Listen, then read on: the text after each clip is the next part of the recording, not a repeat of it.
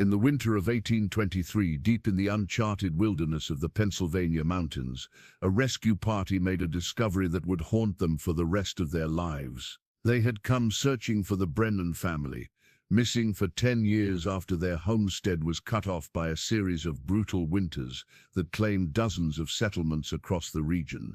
The rescuers expected to find bones, perhaps a few starving survivors, clinging to life. Instead, they found something far worse.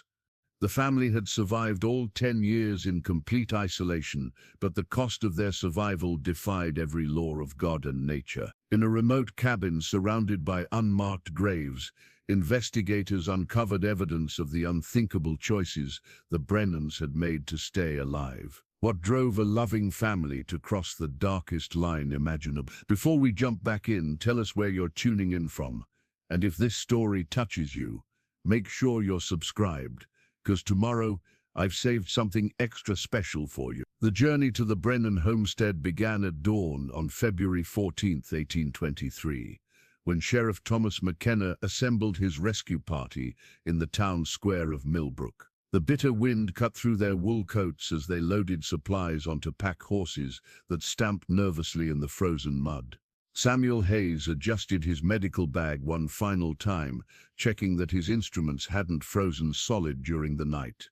Gentleman McKenna addressed the 6 volunteers, his breath forming white clouds in the frigid air. "We don't know what we'll find up there. The Brennan place has been cut off for a decade. Could be bodies, could be nothing at all." The local guides, mountain men who knew every deer path and creek crossing, exchanged uneasy glances. Old Pete Morrison, whose weathered face bore the scars of 40 winters in these hills, spat into the snow. "Shouldn't be going up there at all, Sheriff. That land's been cursed since the first snows trapped them Brennans." Dr. Hayes, an educated man from Philadelphia who had come west to practice frontier medicine, shook his head at what he considered superstition. Yet even he felt the weight of foreboding as they rode out of town, following the frozen creek bed that would lead them deep into the mountain. The first day's travel took them through familiar territory, past working farms and established settlements. But as they climbed higher into the wilderness, the signs of human habitation grew sparse and finally disappeared altogether. They camped that night beside the ruins of the Henderson place, where a family of 8 had frozen to death during the terrible winter of 1814. On the second day, they discovered more abandoned homesteads. The Morrison cabin sat empty, its roof partially collapsed under years of heavy snow. Inside, Dr. Hayes found children's toys scattered across the floor, left behind when the family fled south before the worst storms arrived. A wooden doll lay face down beside the cold hearth, its painted features worn away by time and moisture. "How many families tried to make it up here?" Hayes asked as they examined the ruins. "Dozens," Pete replied, running his gnarled fingers along the cabin's doorframe. The land agent in Pittsburgh sold plots to anyone with money. Didn't matter. They'd never survive a real mountain winter. Most folks had sense enough to leave before the snows came. The Brennans, they stayed. The third day brought them onto a hand-drawn map that Pete had sketched from memory, marking the treacherous route to the isolated Brennan property. The path, if it could be called that, wound through dense stands of pine and oak, following ridgelines that offered protection from the worst winds, but made travel slow and dangerous. They found evidence of the Brennan family's original journey, an abandoned wagon wheel, ironbound and cracked, half buried in a decade's worth of fallen leaves. Nearby, McKenna discovered the remains of a campfire, the stones still arranged in a careful circle, though the ashes had long since blown away.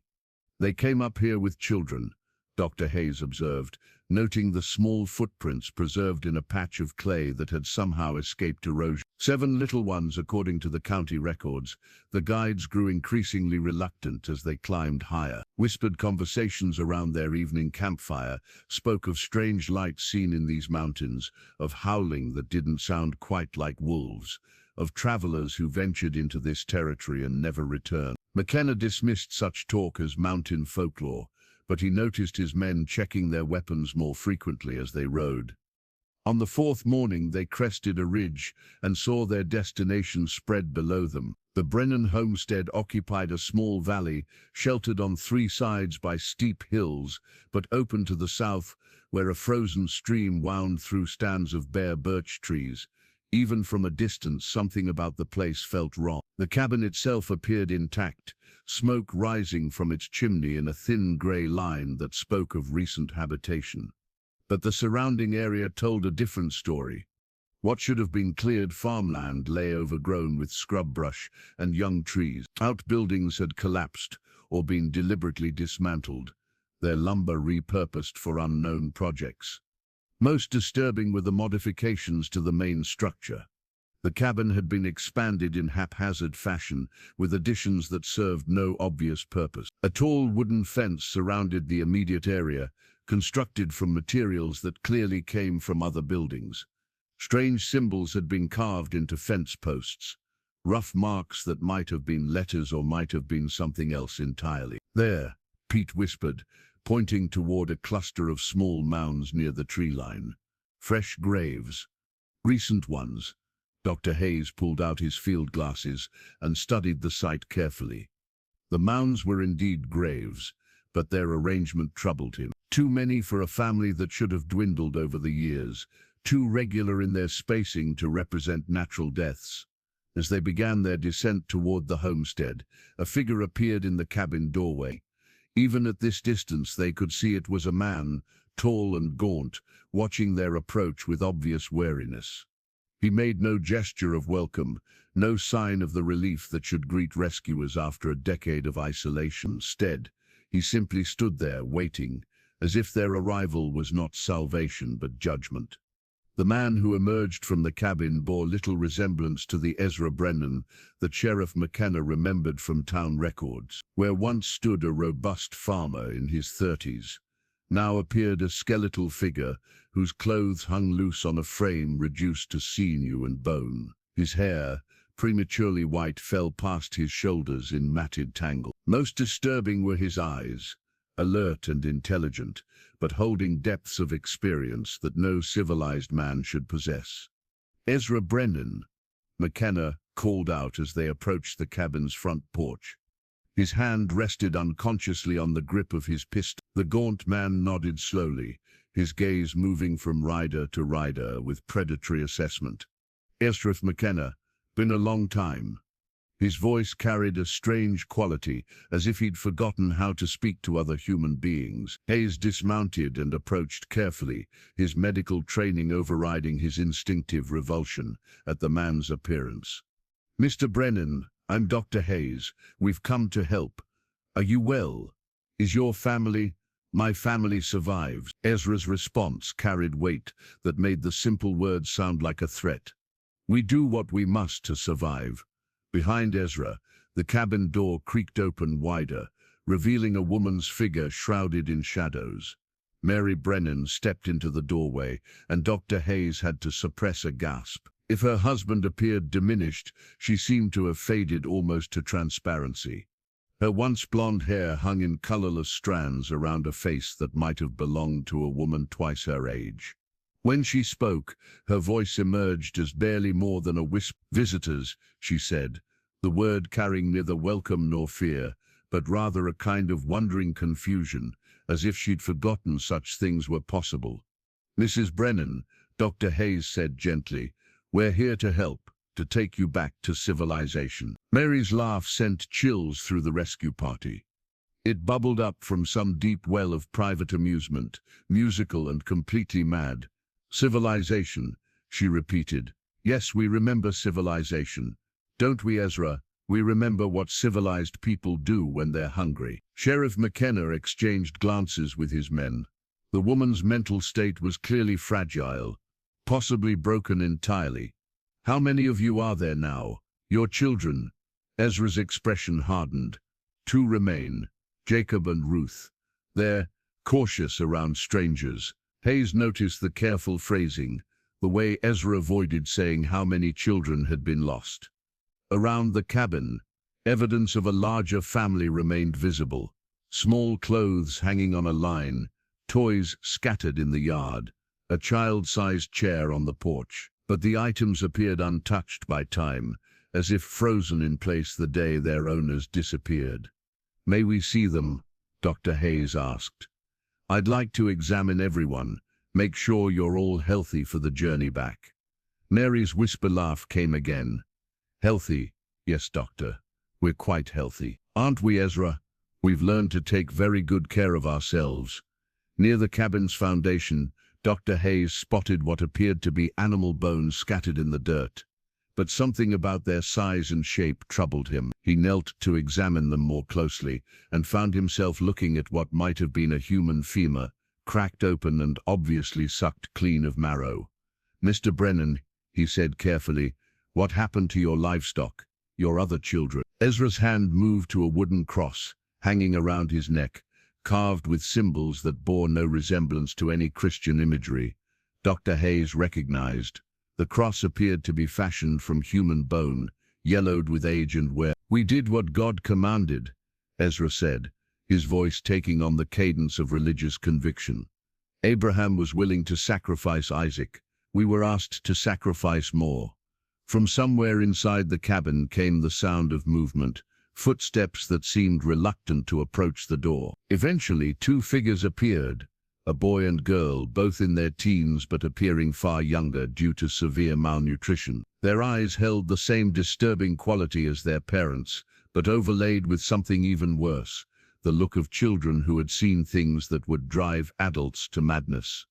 The boy, presumably Jacob, stepped protectively in front of his sister Ruth. Both wore clothes that had been mended repeatedly with materials that Dr. Hayes preferred not to identify. The girl clutched something in her hands, a small doll made from what appeared to be human hair and fragments of bone. "These are my surviving children," Ezra announced with pride that seemed entirely inappropriate given their obvious suffering. "They understand sacrifice.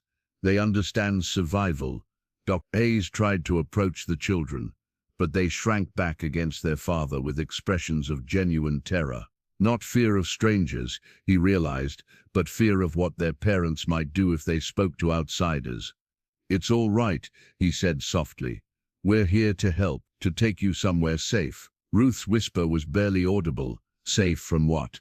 We're already safe. Papa keeps us safe. He feeds us when we're hungry." The words carried implications that made Dr. Hayes's stomach clench. He looked more carefully at the scattered bones around the cabin, at the modifications to the building's structure, at the family's defensive posture. "Mr. Brennan," Sheriff McKenna said formally, "I think we need to have a longer conversation about what's happened here over the past 10 years. Ezra smiled, revealing teeth that had been filed to points. "Oh, Sheriff, I'd be happy to tell you everything.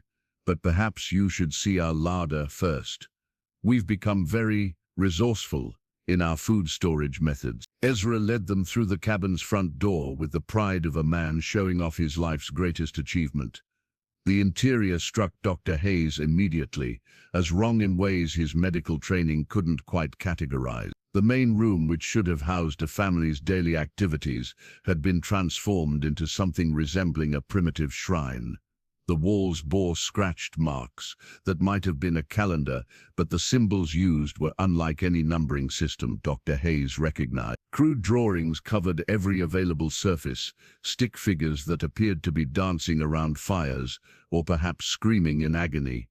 It was impossible to tell which. Mary drifted through the space like a ghost, her fingers trailing along surfaces as if she were reading messages invisible to others.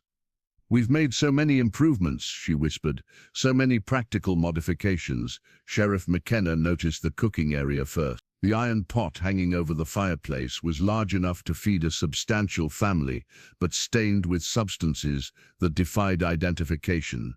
Ladles and knives hung from hooks, their metal surfaces bearing scratches and discoloration that spoke of uses beyond ordinary food preparation. "Your kitchen seems well-equipped," McKenna ventured, hoping to prompt explanation. Mary's laugh tinkled like broken glass. "Oh yes, we've learned to make the most of everything. Nothing goes to waste. Nothing at all." Hayes examined the shelves that lined one wall, finding mason jars filled with preserved substances that made his stomach lurch. Some contained recognizable vegetables, carrots, beans, onions. Others held materials that might once have been meat, though from what animal he couldn't determine. Still others contained items that his mind refused to categorize. One jar in particular drew his horrified attention. It held what appeared to be small fingers, preserved in some kind of brine, floating like pale pickles in the murky liquid. When he looked closer, he noticed they were far too small to belong to an adult. "Mrs. Brennan," he said carefully, "what exactly have you been preserving?" Mary moved to stand beside him, gazing at the jars with maternal pride. "Provisions, Doc. When you have children to feed, you learn to save every morsel, every precious scrap." Behind a curtain that divided the main room from what had once been a sleeping area, Dr. Hayes discovered Mary's recipe book lying open on a rough wooden table. The pages, written in her increasingly erratic handwriting, documented a family's slow descent into madness. Early entries read normally enough: rabbit stew with wild onions, preserved venison with herbs, berry preserves for winter stores. But as he flipped through the pages, the entries grew more disturbing. Bone broth. Remember to crack the larger bones completely for maximum marrow extraction. Liver preparation. Fresh is always preferable, but preserved can sustain when necessary. Sweetbread preparation. The younger the sauce, the more tender the result. The final entries made Dr. Hayes's hands shake as he read them. Little Mary, prepared with wild herbs, lasted 3 days. Thomas, tough but nourishing, bones useful for tools. Baby Sarah, too small for preservation, consumed immediately. Sheriff McKenna appeared beside him, reading over his shoulder. His face had gone ashen. "Dear God in heaven," he whispered, "God has nothing to do with this place." Ezra's voice came from directly behind them. Neither man had heard him approach. "God abandoned us long ago.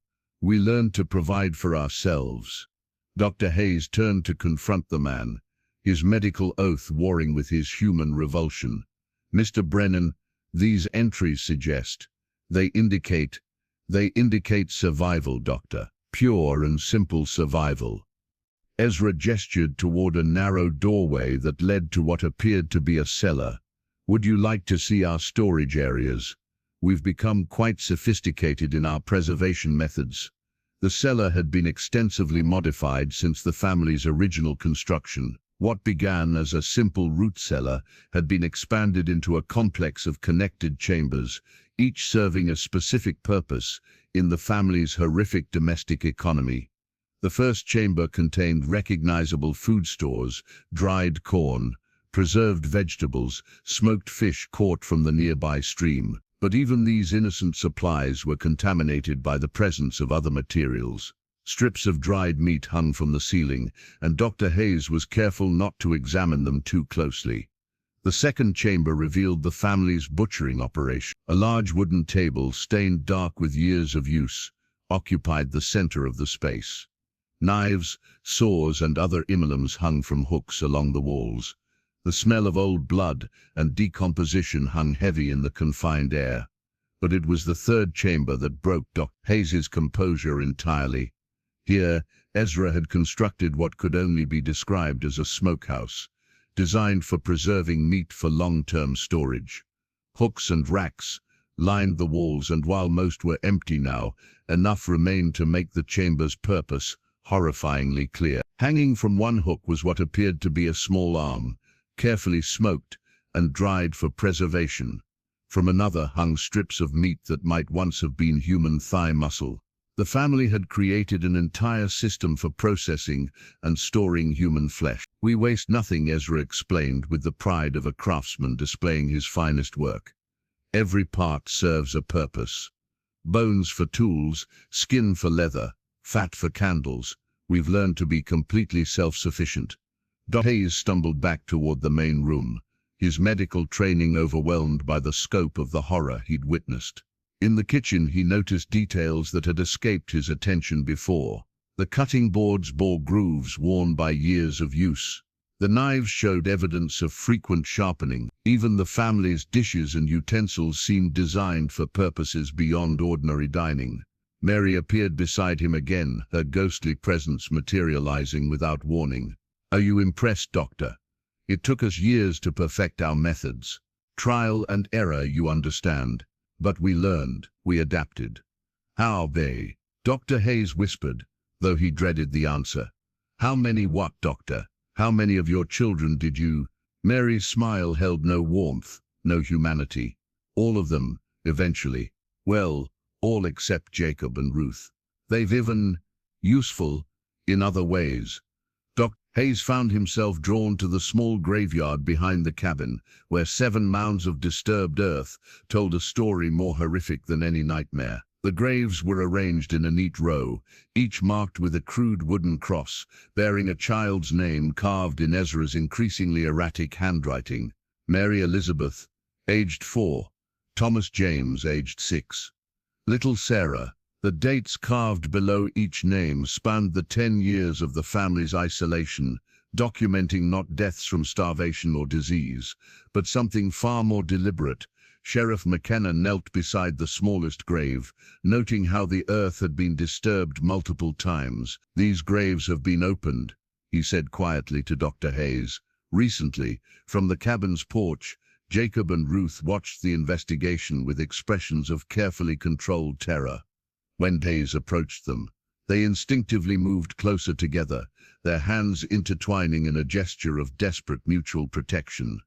"Jacob," Dr. Hayes said gently, "can you tell me what happened to your brothers and sisters?" The boy's response came in a whisper so faint it was barely audible. "They went to feed the family. Papa said it was God's will." Ruth clutched her bone doll tighter, rocking slightly as she spoke. "We helped prepare them. Mama taught us how to clean them properly, how to cut away the spoiled parts." The casual way she described participating in the butchering of her siblings sent chills through the rescue party. These children had been forced not just to witness cannibalism, but to participate in the systematic consumption of their own family members. Hayes examined the surviving children more carefully, noting signs of long-term malnutrition, despite their apparent survival. Their teeth showed evidence of calcium deficiency, their bones appeared fragile, and their growth had been severely stunted. Yet they had survived when 5 siblings had not. "How did your parents choose?" Dr. Hayes asked, though he dreaded the answer. Jacob's response revealed the calculating horror of their situation. "The smallest ones first, then the sickly ones. Papa said the strong had to survive to take care of the family." "But you're not the oldest," Dr. Hayes observed. According to county records, the Brennan children had ranged in age from infancy to 14 when the family became isolated. Ruth's whisper carried implications that made Dr. Hayes's blood run cold. "Michael was oldest, but he tried to run away, tried to get help.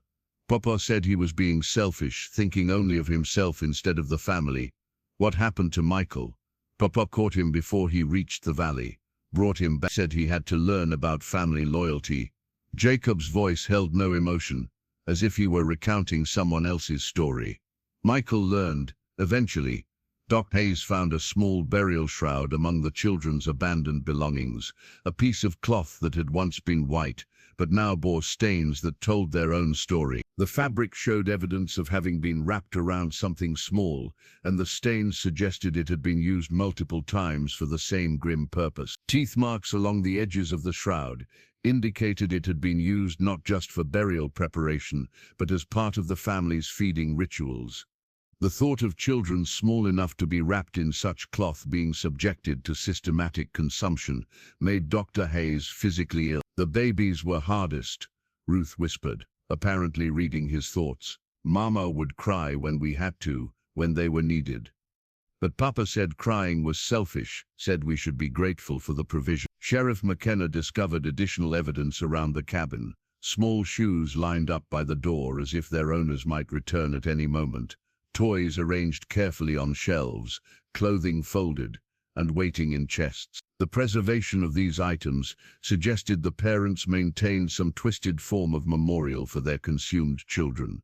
But the most disturbing discovery came when Dr. Hayes examined the bone doll that Ruth clutched so protectively. What he had initially assumed was carved from animal bone revealed itself, under closer inspection, to be fashioned from human remains. The doll's head appeared to be made from a child's skull, carefully hollowed and polished. Its limbs were constructed from finger and toe bones, bound together with strips of what might once have been human skin. "Ruth," he said carefully, "who made your doll?" "Mama made it from little Sarah, so I wouldn't forget her." Ruth hugged the grotesque creation tighter. "Papa says we should remember all of them. They're still with us, in a way." The surviving children's psychological state was clearly severe. They showed no understanding that their parents' actions were wrong, no awareness that families were not supposed to consume their own members. 10 years of isolation had created a closed system where cannibalism had become normalized, even ritualized. Jacob suddenly grabbed Dr. Hayes's arm with surprising strength. "You can't take us away. Papa needs us. We're the ones who know where everything is stored. We're the ones who remember how to prepare everything properly. We have to help when someone gets sick," Ruth added. "Papa says sick family members are wasteful. They eat food but don't contribute. We help make sure everyone contributes." The implications of their words struck Hayes with horrible clarity. The surviving children hadn't just witnessed their siblings' consumption, they had been groomed to participate in identifying and preparing future victims. They had been turned into accomplices in their own family's systematic cannibalism. As evening approached, Hayes found himself staring at the 7 small graves, each representing not just a death, but a deliberate choice by parents to murder their children for food. The scope of the horror was beyond anything in his medical experience, beyond any conceivable justification even under the most extreme survival conditions. These weren't deaths from starvation or accident. They were calculated murders, carried out by parents who had convinced themselves that consuming their children was not just necessary for survival, but morally justified as a form of family sacrifice. That evening, as the rescue party made camp in the yard rather than accept the family's invitation to stay inside the cabin, Ezra approached Sheriff McKenna with his leather-bound Bible clutched against his chest. The Holy Book had been extensively modified, with entire passages crossed out in dark ink and new text written in the margins using what appeared to be dried blood. "Sheriff," Ezra began, settling beside the campfire with the careful movements of a man whose body had been pushed beyond normal endurance, "I suspect you have questions about our situation here." McKenna studied the gaunt figure, noting how the firelight cast deep shadows in the hollows of Ezra's face. "I have questions, yes. About your children, about what happened to them." Ezra opened his Bible and began reading from passages he had rewritten. "And the Lord said unto Abraham, Take now thy son, thine only son, Isaac, whom thou lovest, and offer him for a burnt offering." But Abraham was only asked for one child, Sheriff. We were asked for many. God didn't ask you to murder your children, Ezra, didn't he? Ezra's eyes held the fervor of absolute conviction. "When the snows came and trapped us here, when our supplies ran out and our livestock died, when my babies cried from hunger and my wife grew weak from starvation, wasn't that God's test? Wasn't he asking us to prove our faith through the ultimate sacrifice?" Dr. Hayes leaned forward from across the fire. "There are other ways to survive, Mr. Brennan. Hunting, foraging, rationing supplies. You think we didn't try?" Ezra's voice rose, and for the first time they heard real emotion break through his controlled facade. "You think we chose this path easily? We ate bark and roots until our stomachs bled. We trapped every squirrel and rabbit for miles around. We ate our shoes, our leather harnesses, anything that might provide sustenance." He stood and began pacing around the fire, his agitation growing as he relived those early desperate months. Mary lost 2 babies to starvation in the first winter. Tiny little things, born too weak to survive on what little milk she could produce. We buried them in the hard ground and watched our remaining children grow thinner each day. So you decided to eat the living ones instead. McKenna's voice carried barely controlled disgust. I decided to save who I could. Ezra stopped pacing and fixed the sheriff with a stare of absolute certainty. Little Mary was dying anyway, wasting away to nothing despite every scrap of food we could find. She was suffering, Sheriff, suffering terribly. When she finally passed, we faced a choice: let her small body feed the worms, or let it feed her surviving siblings. Dr. Hayes felt his stomach clench as he realized the progression of the family's descent. You started with children who had already died. Mary wept for 3 days when we made that decision. But Thomas and Michael and the others, they grew stronger. The protein, the fat, it kept them alive when nothing else could. Ezra sat back down, opening his Bible to pages covered with his increasingly erratic justifications. That's when I understood God's true test. He wasn't asking us just to have faith. He was asking us to make the hardest choice parents could ever face, to sacrifice some so that others would live. But your children didn't just die naturally, McKenna pressed. The graves show evidence of mercy. Ezra interrupted.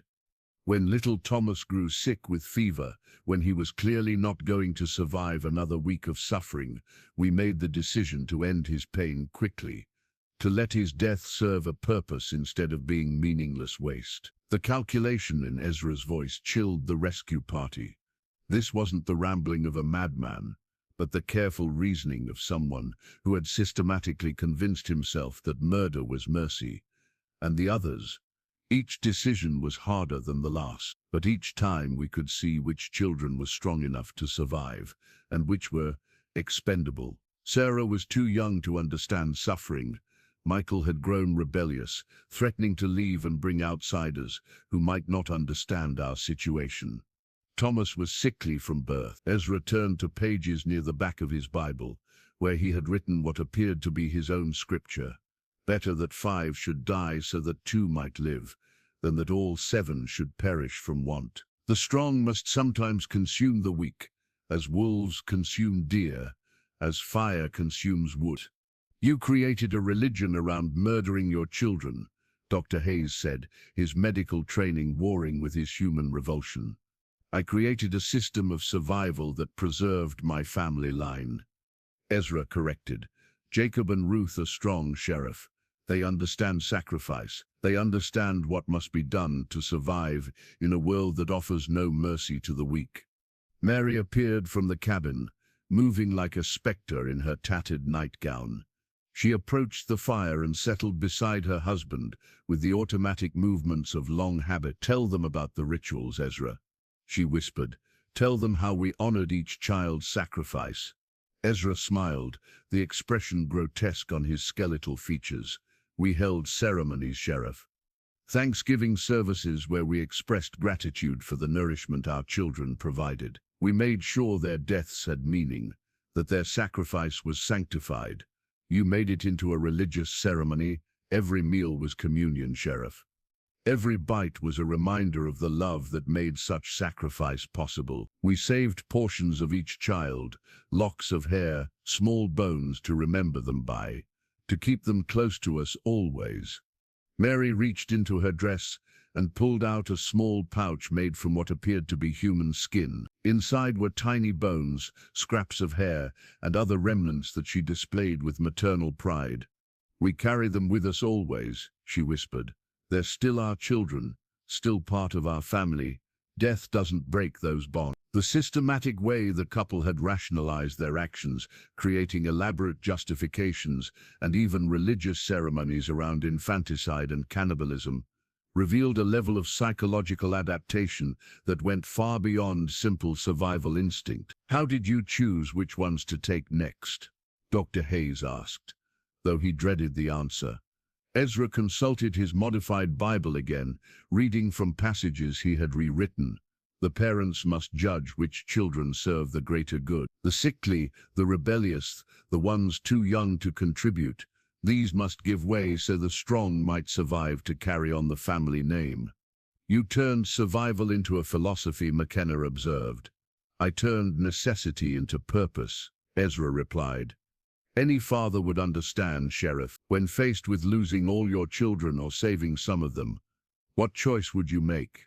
The transformation began in November of 1813, when the first blizzard of what would become the worst winter in Pennsylvania's recorded history trapped the Brennan family in their remote valley. Ezra's hunting knife, now notched with 17 carefully carved marks, had been pristine then, a wedding gift from Mary's father, intended for skinning deer and preparing game. "We came up here with such hope," Mary whispered, as she sat by the dying fire, her voice taking on a dreamy quality as she retreated into memory.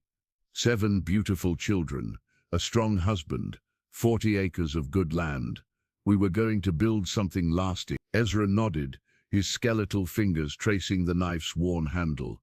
The land agent assured us the valley was sheltered, that families had wintered here successfully for years. He didn't mention that those families had fled south by October, taking their livestock and seed corn with them.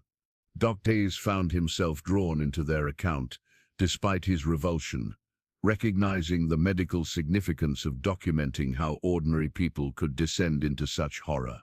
"What were your initial supplies?"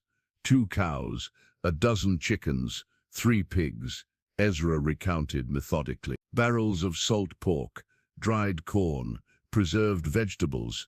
Enough for a normal winter, perhaps even a harsh one, but not for what came." The first snow fell on November 15th, earlier and heavier than anyone had predicted. Within 3 days, drifts reached the cabin's windows. The temperature dropped so severely that the family's water barrels froze solid despite being kept near the fire. "The livestock died first," Mary continued, her voice growing more distant.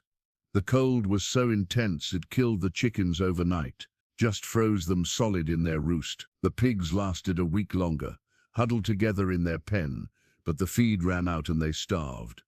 Ezra's first notch on the knife commemorated slaughtering their milk cow, the family's last source of fresh protein. But even carefully rationed, the meat lasted only 2 weeks among 9 hungry mouths. "That's when we started eating things we never thought we'd eat," Ezra said, his voice taking on the mechanical tone of someone recounting facts, too painful for emotional engagement. "Tree bark boiled into soup, leather harnesses cut into strips and chewed for hours to extract any nourishment, candles melted down for the animal fat they contained." The children began showing signs of severe malnutrition by Christmas. Little Mary, only 18 months old, grew listless and stopped crying even when hungry. Thomas, 6 years old, developed the swollen belly and stick-thin limbs of advanced starvation. Even the older children, Michael at 14 and Elizabeth at 12, began sleeping most of the day to conserve energy. Mary was pregnant again, Ezra revealed, placing a protective hand on his wife's shoulder. "Due in spring, if we could survive that long." But she was giving her food rations to the children, trying to keep them alive. "She grew so thin I could see every bone in her spine." Hayes noted the medical implications. Pregnant women need additional nutrition, not less. The fetus would have been drawing resources from her already depleted system. "We knew that," Mary whispered. "But how could I eat when my babies were starving? How could I think of the child I might have when the children I already loved were dying before my eyes?" The turning point came on January 8, 1814, when Mary went into premature labor.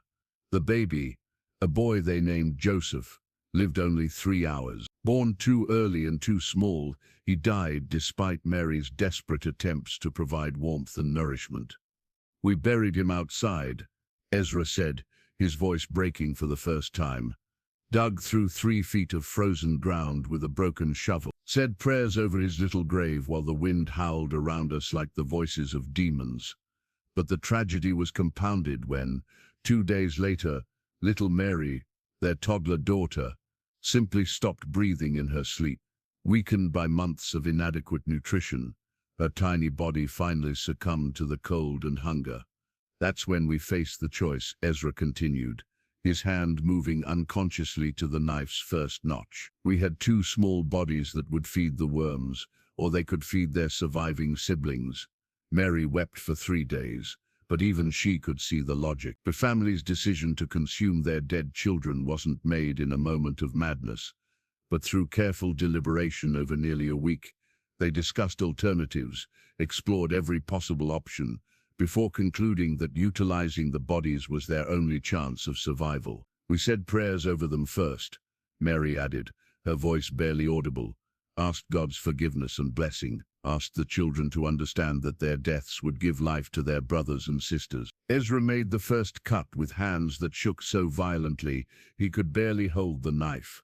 The process was clumsy, inefficient, guided more by desperation than knowledge, but the protein and fat from their deceased children provided enough nutrition to keep the surviving family members alive for another month. "That's when I understood," Ezra said, his voice gaining strength as he moved into familiar justification. "God hadn't abandoned us. He was testing us, teaching us that survival sometimes requires choices that civilized people can't understand." The psychological impact was immediate and profound. The surviving children, Michael, Elizabeth, Thomas, Sarah, and baby Ruth, watched their parents consume their deceased siblings with a mixture of horror and desperate hope. They understood, even at their young ages, that this transgression was keeping them alive. "We made rules," Ezra explained, "sacred rules about how it was to be done, with reverence, with gratitude, with ceremony. We weren't animals feeding on carrion. We were a family doing what was necessary to preserve itself." By February, with the meat from their deceased children consumed and no other food sources available, the family faced an even more terrible decision. The surviving children were growing weaker, and it became clear that not all of them would live to see spring. "That's when we realized," Mary whispered, "that waiting for them to die naturally was just prolonging their suffering. If some had to die so others could live, wasn't it kinder to choose quickly, to end their pain while their deaths could still serve a purpose?" Ezra's knife received its second notch on February 18, 1814, when they made the decision that would transform them from desperate survivors into something far darker. The choice to actively kill rather than wait for natural death marked their complete abandonment of civilized morality. "Thomas was so weak he could barely stand," Ezra said, his voice taking on the clinical detachment he used to describe all their subsequent actions. "He was suffering terribly, crying constantly from hunger and cold. We made it quick and peaceful. He went to sleep in his mother's arms and simply didn't wake up." The family had crossed a line from which there would be no return, transforming from victims of circumstance into active predators within their own household. The children's growth chart that Mary had carefully maintained on the cabin's wall told its own horrific story. What began as a loving mother's record of her children's development became a systematic catalogue of decline, marking not just diminishing heights and weights, but the progression toward their ultimate fate. "We had to be scientific about it," Ezra explained to the horrified rescue party, tracing his finger along the measurements that grew increasingly sparse and ominous. "Emotional decisions would have doomed us all. We needed to evaluate each child's potential for survival objectively." The chart showed how Mary had continued measuring the children even as their situation grew desperate. But the later entries revealed a different purpose, tracking not growth, but deterioration. Notes appeared beside the measurements. Thomas, persistent cough, appetite poor. Sarah, listless, difficulty walking. Elizabeth, rebellious, questioning authority. Dr. Hayes studied the progression with professional horror, recognizing the systematic way the parents had categorized their children's weaknesses. Medical observations were mixed with behavioral assessments, creating a grotesque ranking system that determined who would live and who would die. "Elizabeth was the hardest decision," Mary whispered, her ghostly voice carrying across the campfire's dying light. "She was 12, old enough to understand what we were doing. She started refusing to eat, saying she'd rather die than participate in what our family had become." Ezra nodded grimly. "She threatened to expose us when spring came, to tell anyone who would listen about what we'd done to survive. She couldn't understand that survival requires sacrifices that peacetime morality can't accommodate. The psychological manipulation the parents employed became clear as they described Elizabeth's final weeks. Rather than simply killing the rebellious girl, they had systematically isolated her from her remaining siblings, withholding food and warmth until she became weak enough to overpower. "We tried to make her understand," Ezra continued, consulting his modified Bible where he had recorded justifications for each decision.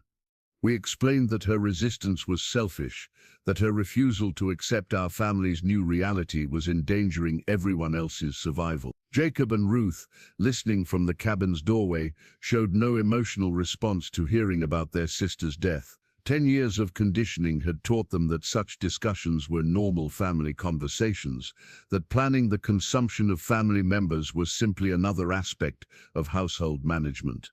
"Elizabeth stopped eating altogether in March," Mary added, "said she wouldn't be part of our sin anymore. But her starvation was affecting the whole family. We had to watch her waste away while carefully rationing our other provisions." Hayes realized the parents had created a system where the children's own moral resistance became justification for their murder. By framing survival as a family obligation, they transformed rebellion into betrayal, making the victims complicit in their own selection for death. "We held a family meeting," Ezra said, his voice taking on the tone of someone describing a reasonable business decision. "Explained to the children that Elizabeth's refusal to participate was putting everyone at risk, that her death was necessary not just for food, but to maintain family unity." The surviving children had been forced to vote on their sister's fate. In a grotesque parody of democratic process, the family had formally decided that Elizabeth should die, with even her younger siblings casting ballots that sealed her doom. "Michael abstained," Ruth whispered from the doorway. "Said he couldn't vote either way." Papa said abstaining was the same as voting against the family. The methodology became even more disturbing as Ezra described their developing protocols. They had created elaborate rituals around each killing, ceremonial procedures that transformed murder into sacrament, cannibalism into communion. "We always said prayers first," Mary explained, her voice gaining strength as she moved into familiar territory. "Asked God's blessing on our decision, expressed gratitude for the sacrifice being made. Made sure each child understood they were dying for love, not cruelty." The family had developed their own liturgy around death, prayers that reframed infanticide as divine service. Ezra showed the rescue party pages in his modified Bible where he had written these ceremonies, complete with responses that the surviving children were required to recite. "The children learned to participate willingly," Ezra said with pride that made Dr. Hayes's stomach. "They understood that resistance only prolonged suffering, that acceptance brought peace and purpose to their deaths." The improvised butcher's tools they had fashioned revealed the systematic nature of their operation. Knives reshaped for specific purposes, saws adapted for bone cutting, hooks and racks constructed for meat processing. Each tool showed evidence of repeated use, careful maintenance, gradual refinement. "We became quite efficient," Ezra noted, displaying the implements with craftsman's pride. "Learned to minimize waste, to use every part of each child's body for some purpose. Nothing was discarded that could provide nourishment or utility." The family had created detailed procedures for processing their victims, techniques that grew more sophisticated with each murder. They had learned anatomy through necessity, discovering which cuts provided the most meat, which organs offered the greatest nutrition, which bones could be fashioned into useful tools. "Sarah was the youngest when we had to make the decision about her," Mary said, referring to their 3-year-old daughter. "But she was also the most tender. Her meat sustained us through the worst part of that second winter." The casual way Mary discussed butchering her toddler daughter revealed how completely the family had normalized their actions.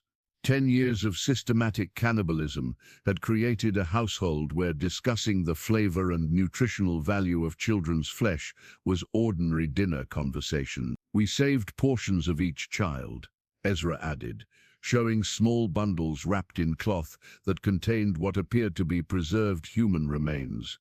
Pieces we could keep as memorials to remember them by. Death doesn't end the parent-child relationship. The bundles contained hair, small bones, and other remains that the parents treated as sacred relics. They had created a shrine where these remnants were displayed, turning their cabin into a monument to systematic infanticide. Hayes observed how the surviving children, Jacob and Ruth, had been shaped by years of witnessing these murders. They showed no fear of their parents, no understanding that other families didn't operate this way. They had been completely indoctrinated into accepting cannibalism as normal family behavior. They help with everything now, Mary said proudly. Know how to select the best cuts, how to prepare everything properly. They understand that family means taking care of each other, no matter what sacrifices are required. The improvised butcher's tools that Ezra displayed with such pride told the story of a family's gradual descent into systematic horror. What had begun as desperate improvisation with kitchen knives and farm implements had evolved into a sophisticated operation designed specifically for processing human flesh. This was Margaret's bread knife, originally, Ezra said, holding up a blade that had been filed and reshaped into something resembling a skinning tool. But we learned that different tasks required different edges. Bonework demands strength, while delicate cutting requires precision. Hayes examined the tools with professional fascination and human revulsion. Each implement showed evidence of modification, adaptation, refinement through repeated use. A carpenter's saw had been shortened and sharpened for cutting through human ribs. A leather punch had been enlarged to create drainage holes in what appeared to be a primitive bleeding table.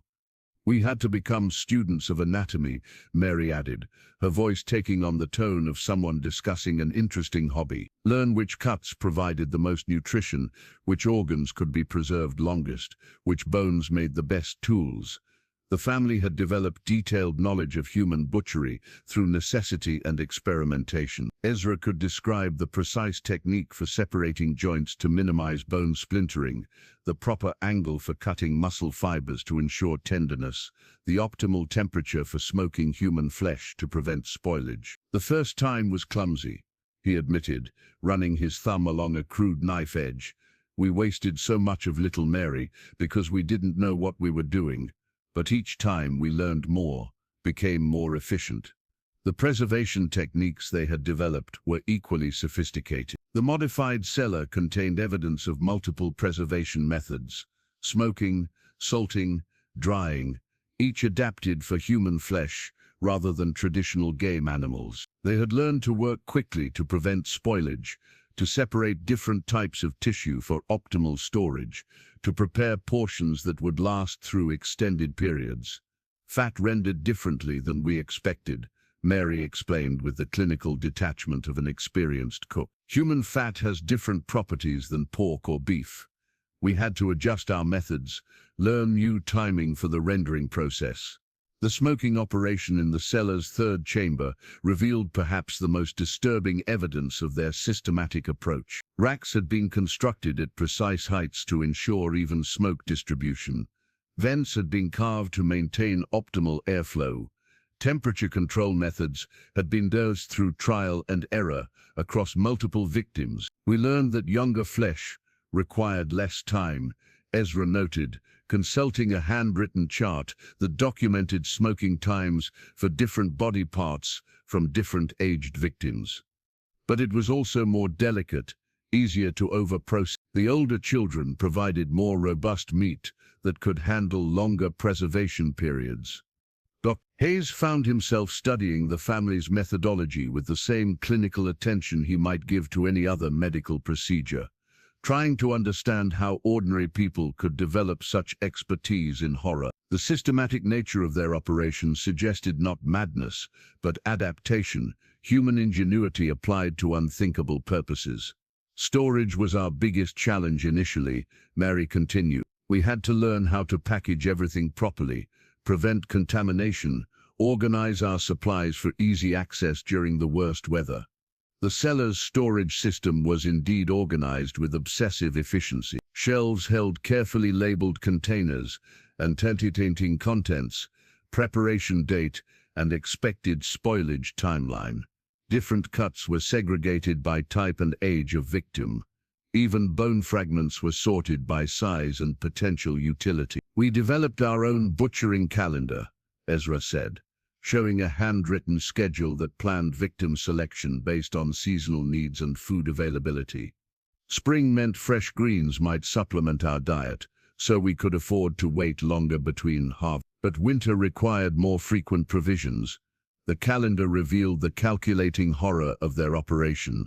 Dates were marked not for holidays or farming activities, but for planned murders timed to optimize food supply management. Children's deaths had been scheduled like livestock slaughter, coordinated with weather patterns and storage capacity. "The children learned to help with everything," Mary added, her voice carrying maternal pride that made the words even more chilling. Jacob became quite skilled at bone preparation. Ruth learned proper cleaning techniques. The surviving children had been trained as apprentices in their siblings' murder and consumption. They could identify the best cuts of meat, knew proper preservation techniques, understood the timing required for different processing methods. 10 years of systematic cannibalism had turned them into experts in human butchery. "We never wasted anything," Ezra emphasized, displaying containers that held various preserved body parts. Organs for immediate consumption, muscle tissue for smoking, bones for tools and marrow, even skin for leather goods. Complete utilization was both practical and respectful. The family had developed uses for every part of their victims' bodies. Hair was woven into cord, teeth were fashioned into needles, larger bones became handles for improvised tools. Even fingernails were saved, ground into powder that they claimed had medicinal properties. "We held ceremonies for each processing," Mary whispered, her voice taking on religious overtones. "Blessed each part as we prepared it, expressed gratitude for the nourishment it would provide, made sure the children understood they were participating in sacred work." The ritualistic aspects of their cannibalism had grown increasingly elaborate over time. They had developed specific prayers for different stages of butchering, ceremonial procedures that transformed murder into worship, consumption into communion. The children were required to participate in these rituals to express gratitude for eating their siblings' flesh. Each meal was a memorial service, Ezra explained, consulting pages in his modified Bible where he had recorded these ceremonies. "We would speak about the child who provided our nourishment, share memories, express thanks for their sacrifice." Dr. Hayes realized the family had created an entire culture around systematic cannibalism, complete with religious justifications, technical expertise and social customs. They hadn't simply survived through desperate acts, they had built a sustainable system of infanticide and consumption that had operated successfully for a decade. "The hardest part was maintaining quality," Ezra noted with professional concern. "Stress affects meat quality, so we learned techniques to keep the children calm before harvest. Quick, peaceful deaths produce better results than prolonged fear." The clinical way he discussed optimizing their children's deaths for better meat quality revealed how completely the family had abandoned normal human emotion.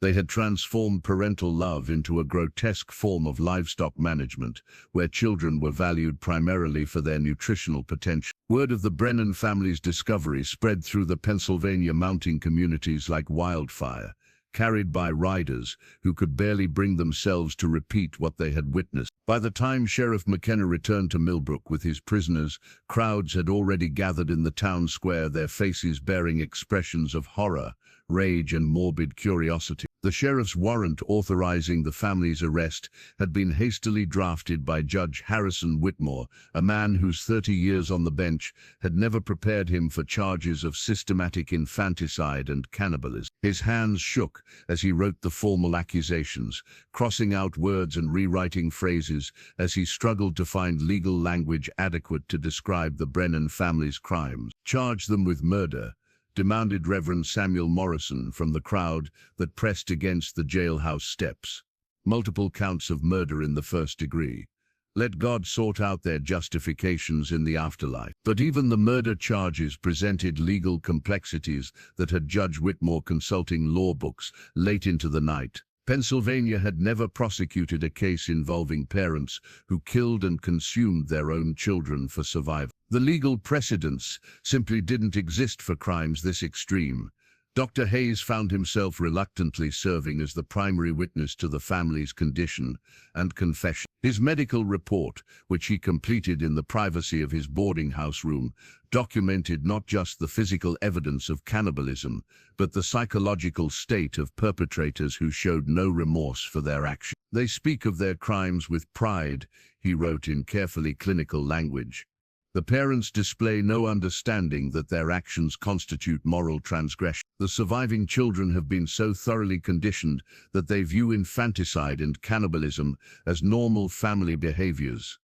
The religious community struggled to comprehend how Christian parents could commit such acts while maintaining claims of divine justification. Reverend Morrison organized prayer meetings where congregants wrestled with questions about the limits of God's mercy and the boundaries of forgivable sin.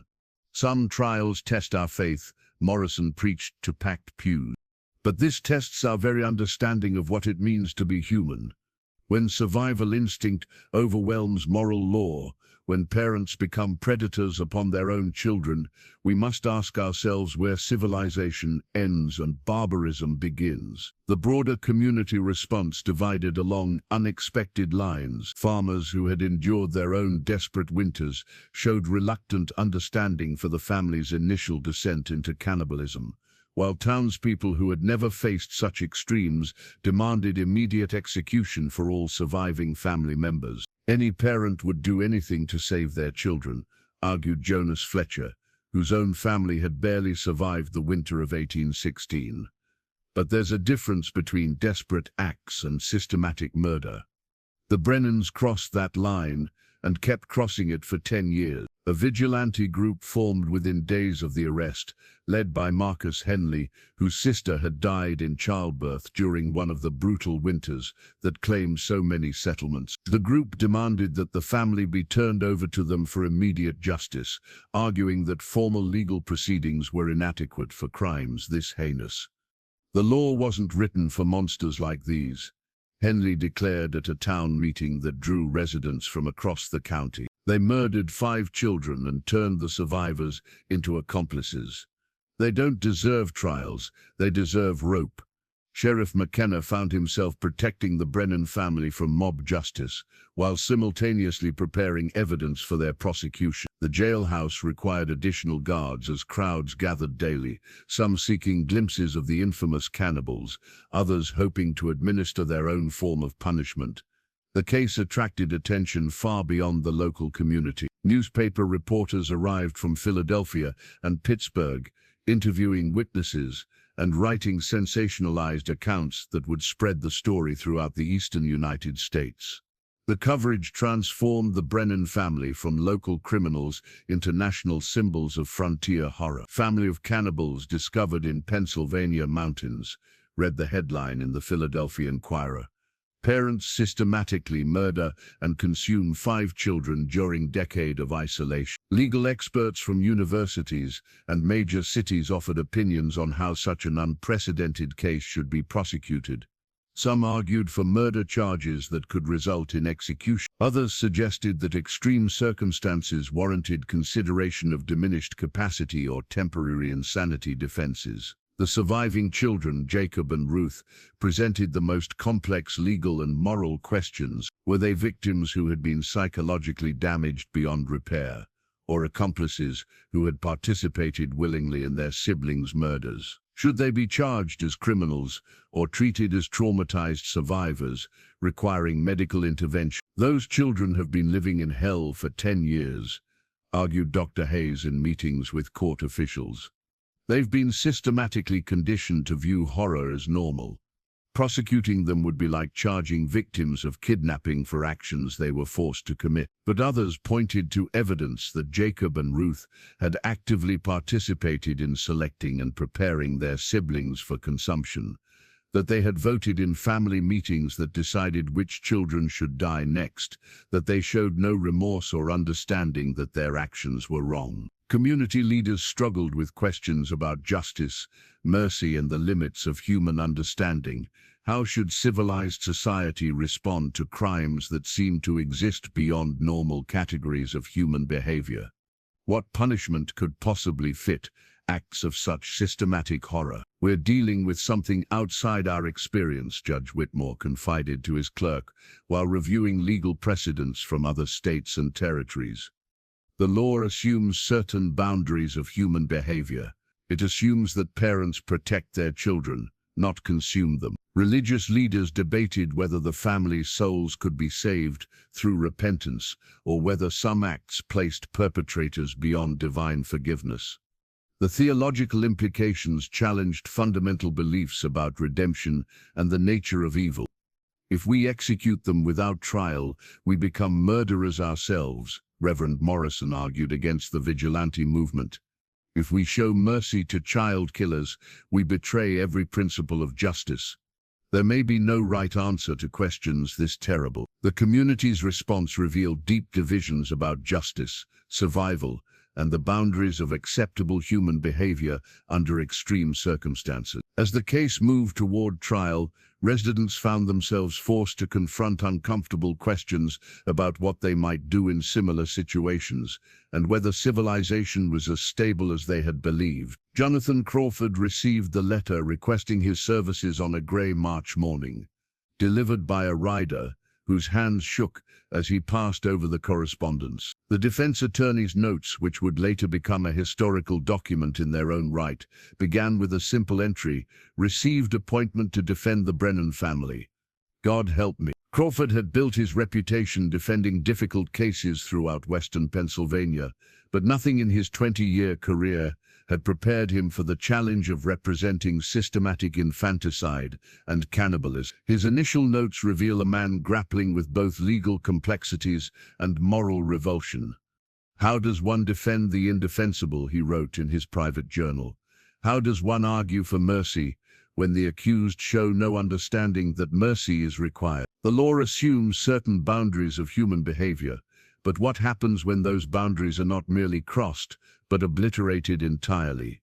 His first meeting with Ezra Brennan in the county jail left Crawford physically ill. The man spoke of murdering and eating his children with the calm detachment of someone discussing livestock management. There was no remorse, no acknowledgement of wrongdoing, only practical explanations for decisions that had kept his family alive. "Miss Crawford," Ezra said during their initial interview, "I understand you've been appointed to defend us, but I want you to know from the beginning, I'm not ashamed of what we did. We saved our family line through the darkest trial any parents could face." Crawford's notes from that meeting capture his struggle to maintain professional composure. "Client shows no understanding of moral transgression, speaks of child murder as parental duty, claims divine justification for acts that defy every principle of civilized behavior." How does one mount a defense when the accused refuse to acknowledge that defense is necessary? The legal precedents Crawford researched offered little guidance. No American court had ever prosecuted parents for systematically killing and consuming their own children. English common law provided some framework for murder charges, but nothing that addressed the unique circumstances of survival cannibalism.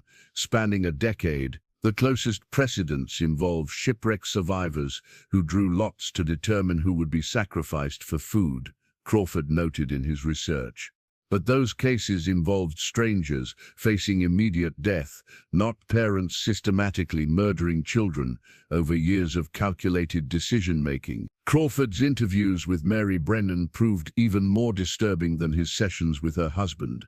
Where Ezra maintained cold rationality, Mary drifted between lucidity and complete detachment from reality. Her responses to his questions revealed a mind that had fragmented under the weight of systematic infanticide.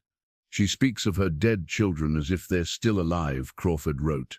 discusses their personalities, their preferences, their contributions to family survival. When pressed about their deaths, she becomes confused, as if unable to reconcile her role as mother with her actions as killer. The surviving children presented Crawford with his most complex challenge. Jacob and Ruth were clearly traumatized, but they were also potential accomplices who had participated in selecting and preparing their siblings for consumption. Were they victims requiring protection, or criminals who should face their own charges? The children have been so thoroughly conditioned that they view their parents' actions as normal family behavior. Crawford noted after interviewing them separately. They show no understanding that other families don't operate this way, no awareness that systematic cannibalism is abnormal. 10 years of psychological manipulation have created perfect witnesses for the prosecution. They will testify about their parents' crimes with no understanding of their significance. Crawford consulted with medical experts from Philadelphia, seeking to understand whether extreme circumstances could justify an insanity defense. But the systematic nature of the Brennan family's crimes argued against temporary madness or diminished capacity. The accused didn't snap under pressure, wrote Dr. Marcus Reed, the psychiatric expert Crawford hoped to call as a witness. They adapted methodically to extreme circumstances, developing sophisticated techniques and elaborate justifications for their action. This suggests calculation rather than insanity. Public pressure for swift conviction complicated Crawford's preparation. Crowds gathered outside his office daily, some demanding that he withdraw from the case, others threatening violence if he mounted too vigorous a defense. The local newspaper published editorials questioning whether child killers deserved legal representation at all. How can any Christian man defend monsters who murdered innocent children? Wrote the editor of the Millbrook Gazette. Some crimes are so heinous that defending them becomes participation in evil itself. Crawford's personal crisis deepened as he prepared his arguments. His own moral convictions warred with his professional obligations, creating internal conflicts that his notes document with painful honesty. "I find myself physically ill when reviewing the evidence," he wrote. The systematic nature of their crimes, the elaborate justifications they've created, the complete absence of remorse, all of it challenges my belief in human redemption. Yet the law requires that even monsters receive adequate defense. His strategy sessions focused on two possible approaches: arguing necessity under extreme circumstances, or claiming that prolonged isolation had created a form of collective insanity that diminished the family's legal responsibility. Neither approach satisfied Crawford's sense of justice or his professional standards. The necessity defense requires proving that no reasonable alternatives existed, he noted. But the systematic nature of their crimes suggests they had many opportunities to make different choices. They could have rationed food more carefully, attempted to escape their isolation, or simply accepted death rather than murder their children. The insanity defense faced similar obstacles. The Brennan family's sophisticated methods and elaborate justifications suggested careful planning rather than mental breakdown. They had functioned effectively within their twisted moral framework for 10 years, hardly evidence of legal insanity. Perhaps the most honest defense, Crawford wrote in a moment of dark reflection, would be to argue that extreme circumstances revealed the true nature of human behavior when civilization's constraints are removed. But such an argument would essentially concede that my clients are guilty of exactly what they're accused of: systematic murder driven by selfish survival instinct. As the trial date approached, Crawford found himself preparing a defense he didn't believe in for clients who didn't think they needed defending, knowing that failure would likely result in executions that the community desperately wanted to witness. Hayes's medical report would become one of the most disturbing documents in early American legal history. A clinical examination that attempted to apply scientific methodology to horrors that defied medical understanding. His careful documentation revealed not just the physical evidence of a decade of cannibalism, but the psychological adaptations that had allowed an ordinary family to become systematic predators. The examination began in the county jail's makeshift medical facility, where Hayes had insisted on proper lighting and sterilized instruments despite the nature of his subjects. His professional training demanded thoroughness even when examining people whose actions violated every principle of human decency. Physical examination of Ezra Brennan reveals severe malnutrition consistent with prolonged dietary insufficiency, Hayes wrote in his characteristic precise handwriting. Subject weighs approximately 110 pounds, a reduction of an estimated 60–70 pounds from normal body weight. Muscle mass severely depleted, subcutaneous fat virtually absent, but the physical deterioration told only part of the story. Hayes noted dental modifications that served no medical purpose, teeth filed to points in what appeared to be deliberate adaptation for tearing flesh. Fingernails had been allowed to grow unusually long and had been sharpened, creating primitive claws more suited to a predator than a human being. Subjects' hands show extensive scarring consistent with butchering activities. Hayes documented calluses on palms and fingers indicate repeated use of cutting implements. Most disturbing are intentional modifications.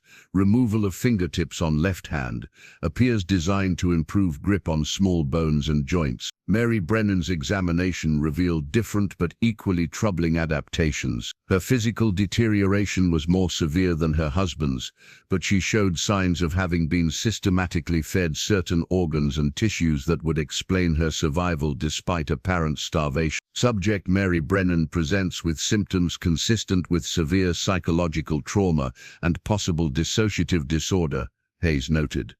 Alternates between lucid conversation and complete detachment from reality. When discussing her deceased children, shows no understanding that they are dead, referring to them in present tense as if they remain part of the household. The surviving children, Jacob and Ruth, presented the most complex medical and psychological profiles. Their physical development had been severely stunted, but they showed adaptations that suggested their parents had provided them with nutrition unavailable to their deceased siblings. Both surviving children show evidence of having consumed human tissue over extended periods. Hayes wrote with clinical detachment that masked his personal horror. Dental patterns indicate regular consumption of bone marrow. Digestive system appears adapted to processing human flesh as primary protein source. More disturbing than their physical adaptations were the psychological modifications that 10 years of systematic cannibalism had created. The children showed no fear of their parents, no understanding that their family operated outside normal human behavior, no awareness that other families didn't consume their own members. When questioned about their diet, both children respond with detailed knowledge of human anatomy and butchering techniques. Hayes document, they can identify optimal cuts of meat from different body parts, know proper preservation methods for various organs, understand timing required for different preparation techniques. Hayes' interviews with the children revealed the systematic way they had been conditioned to participate in their siblings' murders. They had been taught to view selection of victims as family responsibility, preparation of bodies as domestic skill, consumption of human flesh as expression of love for deceased family members. Subject Jacob, age 16, describes process of harvesting siblings with clinical detachment, typical of professional butchers. Hayes wrote, shows no emotional response when detailing how family meetings determined which children should die next. Views participation in these decisions as normal childhood responsibility. Ruth's responses were even more disturbing, revealing how the family had created elaborate justifications that transformed systematic murder into religious obligation. She spoke of her deceased siblings as willing sacrifices who had chosen to feed their surviving family members out of love. Subject Ruth, age 14, has been taught that her siblings' deaths were voluntary acts of family devotion. Hayes believes that children who refused to participate in family survival were being selfish. Shows pride in her own willingness to contribute to family welfare through potential self-sacrifice. The medical examination revealed physical evidence that supported the family's confessions. Hayes found human remains in their digestive systems, bone fragments in their dental work, tissue samples that could only have come from human consumption. The evidence was overwhelming and undeniable. Stomach contents of all family members contain partially digested human tissue. Hayes documented with professional precision. Bone fragments embedded in teeth suggest regular consumption of human bones for marrow extraction. Hair samples reveal nutritional patterns consistent with cannibalistic diet maintained over years. Hayes also documented the tools and implements the family had created for processing human flesh. His medical training allowed him to understand how each modification served specific anatomical purposes, how the family had developed expertise in human butchery through years of practice. Family has created specialized instruments for human processing that demonstrate sophisticated understanding of anatomy, he wrote. Knife modifications optimize cutting through specific joint types. Hook placement indicates knowledge of suspension points that minimize meat damage during processing. The psychological evaluation proved even more challenging than the physical examination. Hayes had no framework for understanding how ordinary parents could systematically murder their children while maintaining elaborate justifications that preserved their sense of moral righteousness. All family members show evidence of profound psychological adaptation to extreme circumstances, he concluded.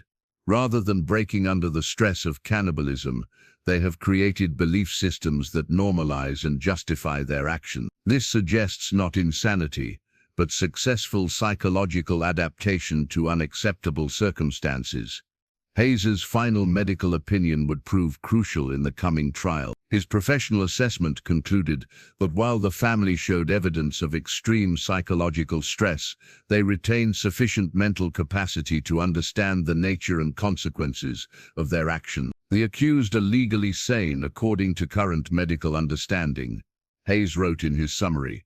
Their actions, while morally reprehensible, appear to have been calculated decisions made by individuals capable of distinguishing right from wrong. Their elaborate justifications suggest awareness that their behavior required explanation, indicating understanding of moral transgression. The courthouse in Millbrook had never hosted a trial that drew crowds from 3 counties, but by dawn on April 15, 1824, hundreds of spectators surrounded the building, hoping to witness justice for the most heinous crimes in Pennsylvania's history. The court stenographer's record would preserve every word of proceedings that challenged the very foundations of civilized society. Judge Harrison Whitmore entered the packed courtroom with visible reluctance, his 30 years on the bench providing no preparation for the case that would define his legacy. The gallery held farmers who had endured desperate winters, mothers who couldn't imagine harming their children, and curiosity seekers drawn by the promise of witnessing legal history. The Commonwealth of Pennsylvania versus Ezra Brennan, Mary Brennan, Jacob Brennan, and Ruth Brennan. The clerk announced in a voice that carried across the silent courtroom, charges of murder in the first degree, conspiracy to commit murder, and desecration of human remains. Prosecutor William Harrison rose to address the jury with the bearing of a man carrying the weight of community outrage. His opening statement would be remembered for its stark presentation of facts that seemed to exist beyond the realm of normal human experience. "Gentlemen of the jury," Harrison began, his voice measured but carrying undertones of controlled fury, "you will hear testimony about crimes that challenge our understanding of human nature itself. The defendants before you stand accused of systematically murdering 5 innocent children, their own children, and consuming their flesh over a period of 10 years. The courtroom silence was absolute as Harrison outlined the prosecution's case. He described the discovery of the Brennan homestead, the evidence of systematic cannibalism, the family's elaborate justifications for acts that violated every principle of civilized behavior. "This is not a case about survival under extreme circumstances," Harrison continued, his words measured for maximum impact. "This is a case about the deliberate choice to become predators upon one's own offspring. The evidence will show that the defendants created a system of murder that operated for a decade, claiming 5 young lives in service of their own continued existence. Defense attorney Jonathan Crawford approached his opening statement with visible reluctance, knowing that his client's own words would provide the prosecution's strongest evidence. His strategy focused on the impossible circumstances that had driven ordinary people to extraordinary evil. Members of the jury, Crawford began, his voice lacking the conviction that marked effective advocacy. You will indeed hear about acts that shock the conscience, but you will also hear about circumstances so extreme that they challenge our understanding of human choice itself. When faced with watching all their children die slowly from starvation or saving some through unthinkable sacrifice, what choice would any parent make? The first witness called by the prosecution was Sheriff McKenna, whose testimony established the basic facts of the discovery. His straightforward account of finding the Brennan family contrasted sharply with the horror of what they had uncovered. We expected to find graves or perhaps survivors weakened by years of isolation, McKenna testified. Instead, we found evidence of systematic cannibalism spanning a decade. The family had created an entire operation designed for processing and preserving human flesh. Dr. Hayes followed with medical testimony that transformed speculation into scientific fact. His clinical presentation of physical evidence left no doubt about the nature of the family's crimes, while his psychological assessment challenged the defense's claims of diminished capacity. The family shows clear evidence of consuming human tissue over extended periods, Hayes testified with professional detachment, but their systematic approach suggests calculated decision-making rather than desperate improvisation. They developed sophisticated techniques that could only result from years of practice and refinement. The courtroom's atmosphere grew increasingly tense as Hayes described the tools and methods the family had developed. His matter-of-fact presentation of butchering techniques and preservation methods created a horrifying contrast between clinical objectivity and the unspeakable nature of the crimes. The accused created specialized implements for human processing, Hayes continued. Their modifications demonstrate sophisticated understanding of anatomy, suggesting not panic-driven desperation, but methodical adaptation to cannibalistic practices. Crawford's cross-examination attempted to emphasize the extreme circumstances that had driven the family to such measures, but Hayes's testimony had already established the systematic nature of their crimes. Crawford asked, in your medical opinion, could any family have survived 10 years of complete isolation without resorting to such measures? Other families in similar circumstances chose death over cannibalism, Hayes replied. The defendants chose to survive through systematic murder. That choice, however understandable, remains a choice. The prosecution then called witnesses who had known the Brennan family before their isolation, establishing them as ordinary people who had descended into extraordinary evil. Neighbors described Ezra as a devoted father and Mary as a loving mother, making their subsequent crimes even more incomprehensible. They were good people, testified Jonas Fletcher, who had helped the family move to their mountain homestead. Ezra worked hard to provide for his children. Mary was gentle with them, always patient and kind. What they became up there, it wasn't the family I knew. The contrast between the family's former life and their decade of systematic cannibalism created a devastating portrait of moral collapse. These weren't inherently evil people, but ordinary parents who had chosen survival over the lives of their own children. As the first day of testimony concluded, the courtroom had heard enough evidence to convict the defendants multiple times over. But the real question remained unanswered. How should civilized society respond to crimes that seemed to exist beyond normal categories of human behavior? The packed gallery filed out in silence, many struggling to comprehend what they had heard. The systematic nature of the Brennan family's crimes challenged fundamental assumptions about parental love, human nature, and the boundaries of forgivable behavior under extreme circumstances. The second day of trial began with the testimony that everyone dreaded but knew was necessary.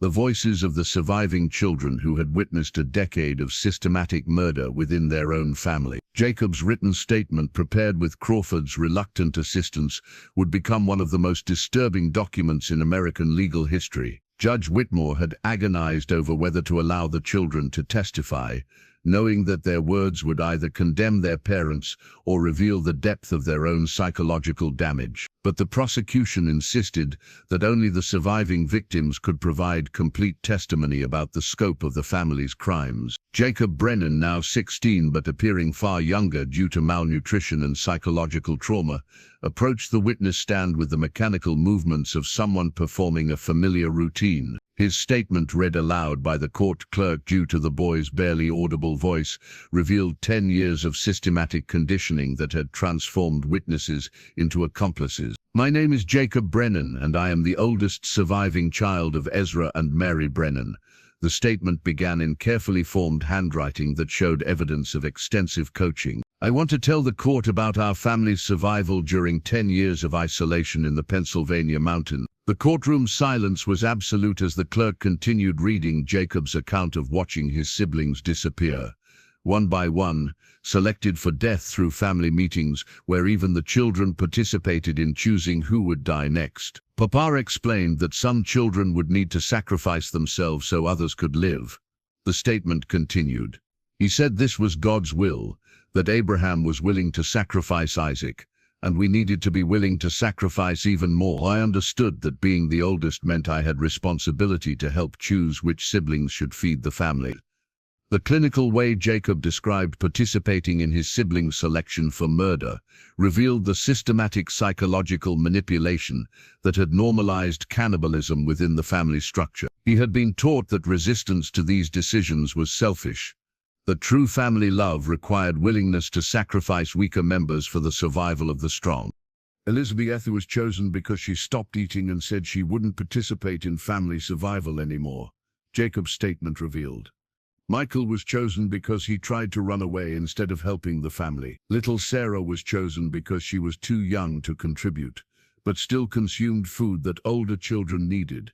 Crawford had attempted to coach Jacob to express some understanding that his family's actions were wrong, but the boy showed no comprehension of moral transgression. 10 years of conditioning had created a perfect witness for the prosecution, someone who would describe horrific crimes with no awareness of their significance. When Jacob took the stand for cross-examination, his responses to Crawford's gentle questions revealed the complete breakdown of normal family relationships. He spoke of his parents with respect and affection, describing their systematic murder of his siblings as evidence of wise leadership during difficult times.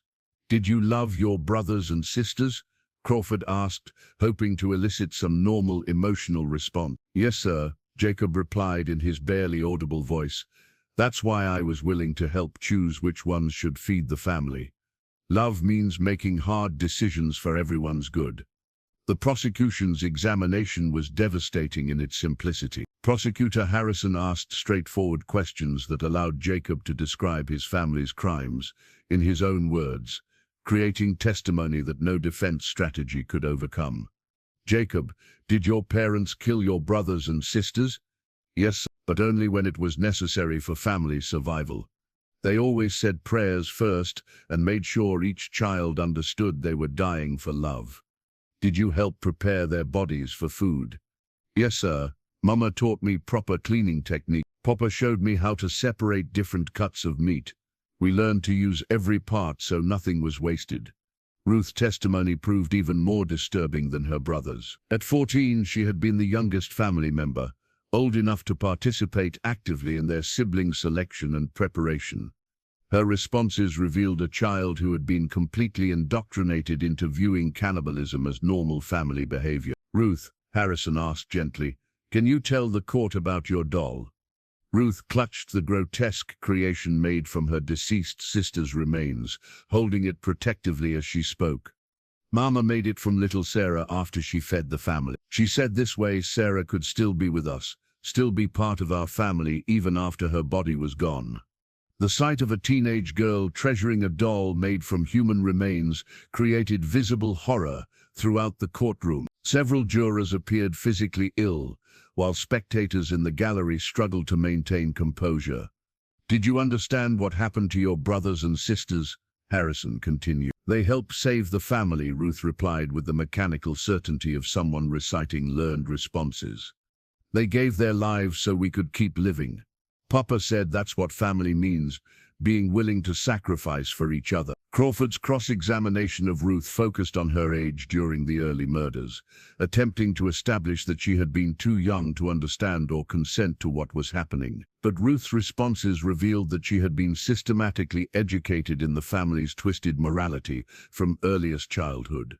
"Ruth, did anyone ever tell you that what your family was doing was wrong?" No. Papa explained that other people wouldn't understand because they'd never faced real tests of faith. He said we were chosen by God to show how much a family could sacrifice for love. When Mary Brennan finally took the stand, her testimony provided the most chilling revelation of all. Her complete mental breakdown on the witness stand revealed a woman who had retreated so far from reality that she could no longer distinguish between her role as mother and her actions as killer. "Mary," Harrison asked carefully, "where are your children now?" Mary's response sent shockwaves through the courtroom. "They're all here with me. Every one of my babies is still part of our family. Death doesn't break those bonds. They live inside us now, literally and spiritually." Her inability to acknowledge that her children were dead, combined with her proud descriptions of their consumption, revealed the complete psychological collapse of maternal instinct. She spoke of butchering her toddlers with the same tone she might use to describe tucking them into bed. "I made sure each child understood they were loved," Mary continued, her voice taking on a sing-song quality that made her words even more horrifying. "I explained that Mama and Papa needed them to feed the family, that their sacrifice would keep their brothers and sisters alive. They were such good children, they understood." Crawford's attempt to establish Mary's insanity backfired when her responses revealed not madness but systematic rationalization. She had created elaborate justifications that preserved her sense of maternal love while enabling systematic infanticide. The family's testimony had achieved what the prosecution needed: complete confession to systematic murder, delivered by perpetrators who showed no understanding of moral transgression. Their own words had condemned them more effectively than any external evidence could have accomplished. The jury retired to deliberate on the afternoon of April 18th, carrying with them the weight of testimony that had shaken the foundations of their understanding about human nature and parental love. Judge Whitmore's sentencing document, prepared in advance of the verdict, reflected his own struggle with administering justice for crimes that seemed to exist beyond normal legal categories. The 12 men chosen to decide the Brennan family's fate represented the community that had been horrified by their crimes. Farmers who had endured their own desperate winters, fathers who could not imagine harming their children, citizens whose faith in human decency had been challenged by evidence of systematic infanticide spanning a decade. Foreman Samuel Morrison, brother to Reverend Morrison, and a man whose own family had barely survived the winter of 1816, led discussions that revealed deep divisions about justice, mercy, and the limits human understanding under extreme circumstances. "The evidence is clear enough," Morrison addressed his fellow jurors in the courthouse's cramped deliberation room. "They killed their children and ate them, 5 young lives taken by their own parents. The question isn't what they did, but what we do about it." The jury's internal debates, recorded in notes that one member kept for his own peace of mind, revealed the complexity of judging crimes that challenged fundamental assumptions about survival, morality, and the boundaries of forgivable behavior. "Any father here would die before harming his children," declared Thomas Fletcher, whose own son had died of fever during the harsh winter of 8. But these people chose to murder their babies rather than accept death themselves. That makes them worse than animals. Others struggled with the impossible circumstances that had driven ordinary parents to extraordinary evil. Marcus Henley, despite his public demands for swift execution, found himself questioning whether any human could survive such trials without moral collapse. 10 years of isolation, watching your children starve while winter after winter trapped you in hell, Henley said quietly. "I'm not excusing what they did, but I'm trying to understand how people become capable of such things. The jury debated for 6 hours, their discussions revealing the broader community's struggle to comprehend crimes that seem to exist outside normal human experience. They considered evidence of the family's systematic approach, their elaborate justifications, their complete lack of remorse for acts that violated every principle of civilized behavior. "The children's testimony troubles me most," admitted Jonathan Reed, a father of 4 who had listened to Jacob and Ruth's accounts with visible horror. "They've been taught that murder is love, that consuming their siblings was family duty. How do we punish children who've been turned into monsters by their own parents?" The question of Jacob and Ruth's culpability had divided the community since their arrest. Were they victims who deserved protection and treatment, or accomplices who had participated willingly in their siblings' deaths? The jury's deliberations reflected this uncertainty. Ruth was 9 years old when this started, Morrison pointed out. Jacob was 11. They were children who had no choice but to accept what their parents taught them.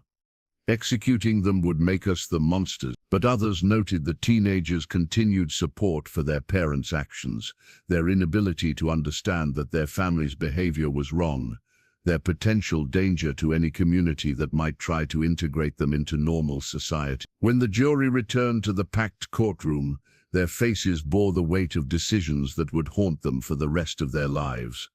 Judge Whitmore called for order as Foreman Morrison rose to deliver verdicts that would set precedent for how American law addressed survival cannibalism. In the matter of Ezra Brennan, Morrison announced, his voice steady despite the magnitude of his words, "We find the defendant guilty of murder in the first degree on 5 counts, guilty of conspiracy to commit murder, guilty of desecration of human remains." The courtroom's silence was absolute as Morrison continued with Mary Brennan's verdict. "We find the defendant Mary Brennan guilty of murder in the first degree on 5 counts, with recommendation for mercy due to evidence of severe mental disturbance." The verdicts for Jacob and Ruth reflected the jury's struggle with punishing children who had been systematically conditioned to participate in their siblings' murders. "We find the defendants Jacob and Ruth Brennan guilty of conspiracy to commit murder, but recommend clemency due to their age and the systematic psychological manipulation they endured." Judge Whitmore's sentencing revealed his own torment over administering justice for unprecedented crimes. His carefully prepared statement attempted to balance community demands for retribution with recognition of the impossible circumstances that had created these monsters. "Ezra Brennan," Whitmore intoned with visible reluctance, "you have been found guilty of the most heinous crimes this court has ever encountered. The systematic murder of your own children represents a level of evil that challenges our understanding of human nature itself. I sentence you to death by hanging, to be carried out at dawn on May 5th. Mary's sentence reflected the jury's recognition of her mental collapse. "Mary Brennan, while equally guilty of these terrible crimes, you will be committed to the Pennsylvania Hospital for the Insane, where you will remain for the rest of your natural life." The surviving children received sentences that attempted to balance punishment with recognition of their victimization. "Jacob and Ruth Brennan, you will be committed to separate charitable institutions where attempts will be made to rehabilitate you and help you understand the true nature of your family's crimes." The community's reactions to the verdicts was mixed, with some demanding harsher punishment for all family members, while others questioned whether justice was possible for crimes so far outside normal human experience. As court officers led the family away, Ezra showed no emotion at his death sentence. Mary appeared confused about the proceedings entirely, and the children maintained their conviction that their parents had acted out of love rather than evil. The trial had provided legal resolution to an unprecedented case, but it had not answered the deeper questions about human nature, survival instinct, and the boundaries of civilized behavior that the Brennan family's crimes had raised. The execution of Ezra Brennan on May 15, 1824, drew the largest crowd in Millbrook's history, with spectators traveling from across Pennsylvania to witness justice for crimes that had horrified the nation. The newspaper clipping from the Philadelphia Inquirer would preserve the scene for posterity. "Cannibal father hanged.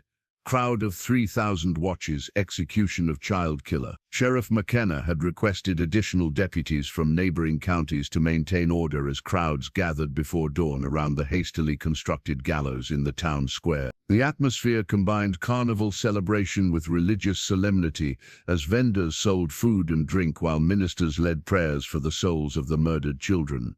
Ezra approached his execution with the same disturbing calm he had displayed throughout his trial. His final statement, delivered from the gallows platform, revealed a man who remained convinced that his actions had been justified by circumstances beyond ordinary human understanding. I stand before you today not as a criminal, but as a father who faced the most terrible test any parent could endure. Ezra declared to the silent crowd, I chose to save some of my children, rather than watch all of them die. History will judge whether that choice was right or wrong. The hanging itself proceeded without incident, though several witnesses noted that Ezra showed no signs of fear or remorse even as the noose was placed around his neck. His body was buried in an unmarked grave outside the town cemetery, as local clergy refused to allow a child killer to rest in consecrated ground. Mary Brennan's commitment to the Pennsylvania Hospital for the Insane marked the beginning of a different kind of ending to her story. Marcus Reed, the psychiatrist who had evaluated her for the trial, documented her continued deterioration in reports that would influence American understanding of trauma-induced mental illness. Patient continues to speak of her deceased children as if they remain alive, Reed wrote in his initial assessment.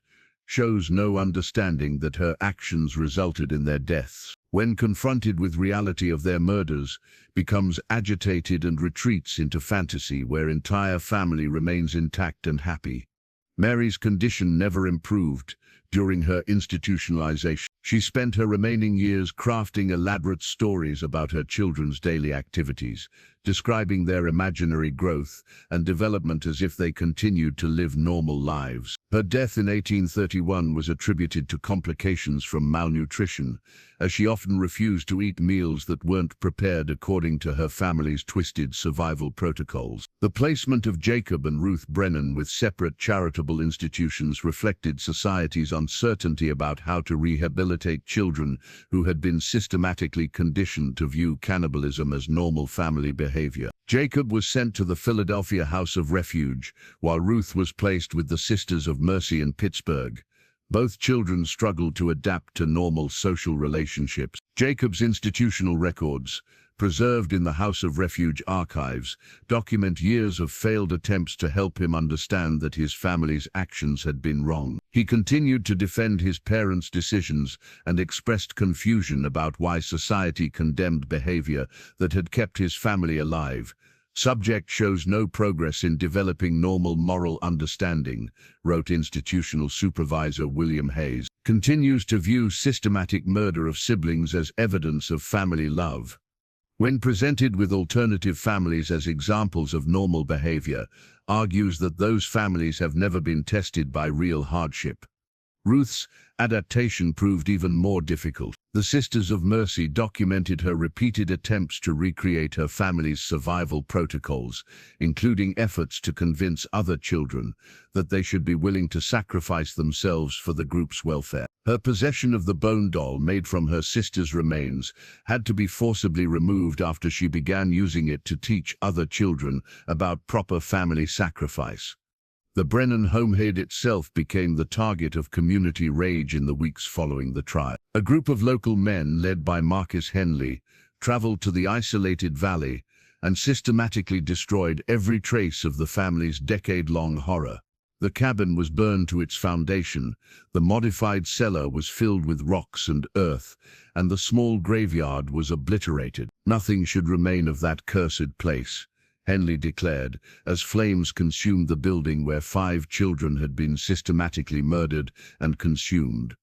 The land itself has been poisoned by what happened there. The burning attracted spectators from throughout the region, creating a cathartic ritual that attempted to cleanse the community of the horror it had witnessed. But even destruction couldn't erase the psychological impact of discovering that ordinary parents could become systematic predators upon their own children. The stories spread throughout the United States was accelerated by newspaper coverage that sensationalized the details while struggling to comprehend their significance. The Philadelphia Inquirer's coverage became the template for dozens of other accounts. The shocking discovery of a family that survived 10 years of isolation through systematic cannibalism has raised disturbing questions about the limits of human morality under extreme circumstances. Regional impact extended far beyond morbid curiosity. Frontier communities began developing mutual aid societies designed to prevent families from becoming isolated during harsh winters. Settlement patterns shifted as people recognized the psychological dangers of complete separation from civilized society. The legal precedent established by the Brennan trial influenced American jurisprudence for decades. Legal scholars cited the case in discussions about necessity defenses, survival cannibalism, and the limits of parental authority over children. Law schools used the trial transcripts to explore questions about justice, mercy, and the boundaries of acceptable human behavior. Religious communities struggled with theological implications of the case. Could souls be saved after committing such systematic evil? Did extreme circumstances create moral exceptions to divine commandment? The questions raised by the Brennan family's crimes challenged fundamental beliefs about human nature and divine justice. But perhaps the most lasting impact was psychological. The recognition that civilization's restraints on human behavior were more fragile than anyone had previously understood. The Brennan family had demonstrated that ordinary people could become monsters when isolated from society's moral framework, that parental love could be twisted into justification for infanticide, that survival instinct could overcome every principle of human decency. The community of Millbrook never fully recovered from hosting such a trial. Many families moved away, unable to continue living in a place associated with such horror. Those who remained found their faith in human goodness permanently shaken by evidence of what parents could do to their own children when faced with desperate circumstance. 25 years after the trial that shocked a nation, a memorial stone was erected at the site where the Brennan homestead once stood. Its simple inscription reading, "In memory of 5 innocent children, may their souls find peace." The monument represented society's attempt to transform a place of horror into a site of remembrance, though few visitors ever came to the remote valley that had witnessed such systematic evil. The stone's placement sparked heated debate within the surviving community. Some argued that any memorial would attract morbid curiosity seekers and preserve the memory of crimes that should be forgotten. Others insisted that the murdered children deserved recognition as victims rather than allowing their deaths to be overshadowed by their parents' notoriety. Dr. Samuel Hayes, now an elderly man whose medical career had been defined by his involvement in the case, led the effort to create the memorial. His decades of reflection on what he had witnessed drove him to ensure that the children's deaths would be remembered as tragedy rather than merely sensational crime.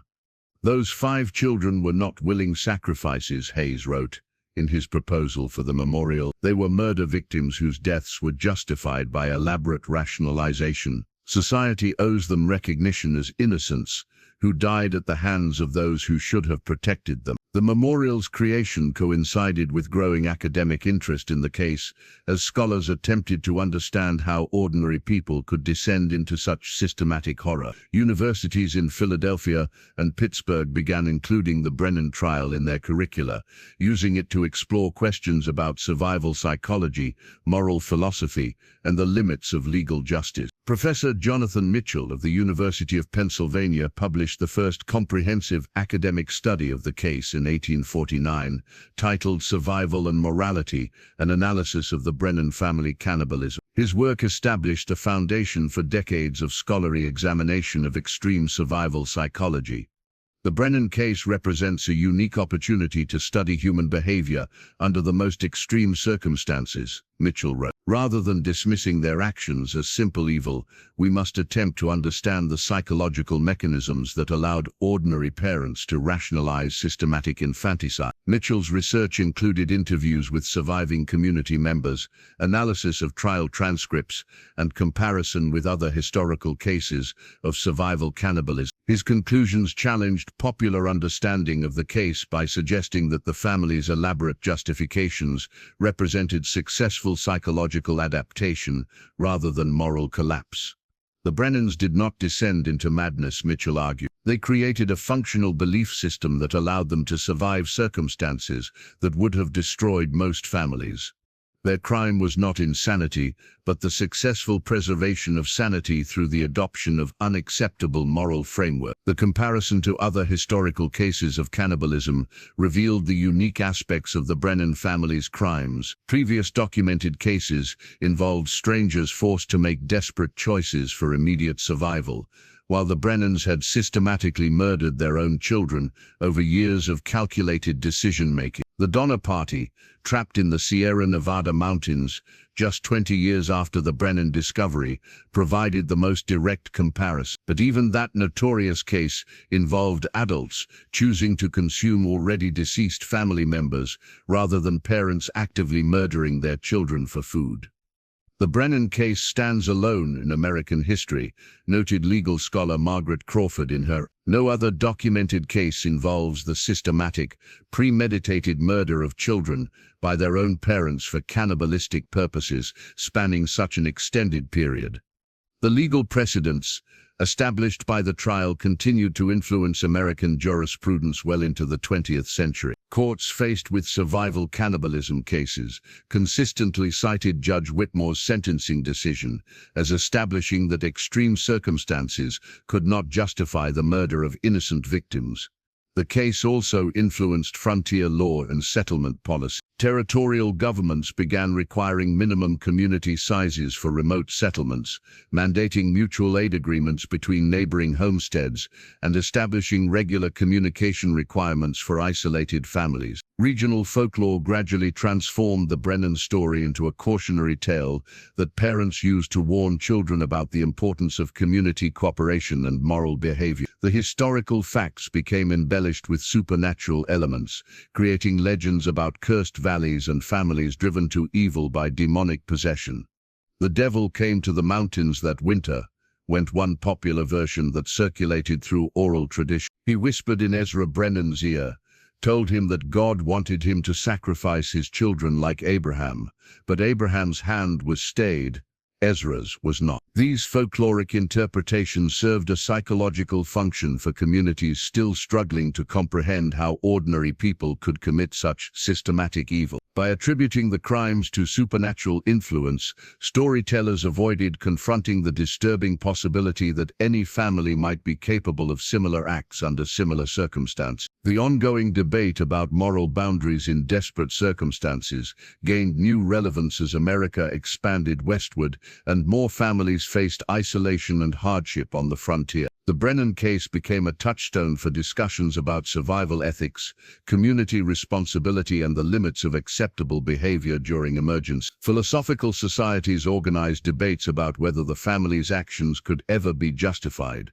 whether society had failed them by allowing such isolation, whether their crimes represented human nature unleashed or human nature corrupted by circumstances beyond normal experience. The Brennan family forces us to confront uncomfortable questions about our own moral certainty, wrote philosopher David Hampton in "We condemn their actions from the comfort of civilization, but how many of us can truly claim we would choose death over the systematic murder of our children if faced with identical circumstances?" Religious leaders struggled with theological implications that challenged fundamental beliefs about human nature and divine justice.